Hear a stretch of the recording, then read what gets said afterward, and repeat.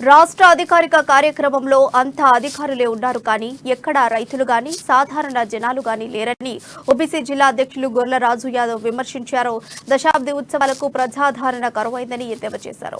బోతు నియోజకవర్గంలోని పరిచయ గార్డెన్లో జరిగిన సాగునీటి దినోత్సవ కార్యక్రమంలో పాల్గొన్న రాజు యాదవ్ జిల్లా కలెక్టర్కు రైతుల సమస్యలను వివరించారు.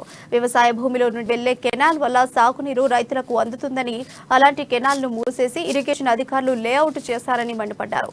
గతంలో ఉన్న కెనాల్ను మళ్లీ బయటకు తీయాలని, కెనాల్ వల్ల మిగతా రైతులకు సాగునీరు అందుతుందని, వారికి న్యాయం జరిగేలా చూడాలని కలెక్టర్ని రాజు యాదవ్ కోరారు. కలెక్టర్ గారు కూడా వేదిక మీద ఉన్నారు కాబట్టి సాగుని ఇప్పుడు ఏదైతే ఇంజనీరింగ్ అధికారులు ఇక్కడ కరత్వాడ ప్రాజెక్టు ఉన్నది బోత్ దగ్గర, ఆ ప్రాజెక్టుకు ప్రతి సంవత్సరం రైట్ అండ్ లెఫ్ట్ కెనాల్కు ఎప్పుడు మట్టి రెడ్డి మరి చెడు కొలకలు కొలుస్తూ రైతులు వారి సొంత డబ్బులతోటే ఆ కెనాల్ను సాగు చేసుకుంటున్నారు కానీ ఇరిగేషన్ అధికారులు మాత్రం పట్టించుకోవడం లేదు. మరి అటువంటి సమయంలో ప్రతి 3 కిలోమీటర్లకు మన సాగునీటి చట్టం ఏం చెప్తున్నదంటే ప్రతి 3 కిలోమీటర్లకు ఒక ఆయకట్టు కమిటీలను ఏర్పాటు చేయాలి.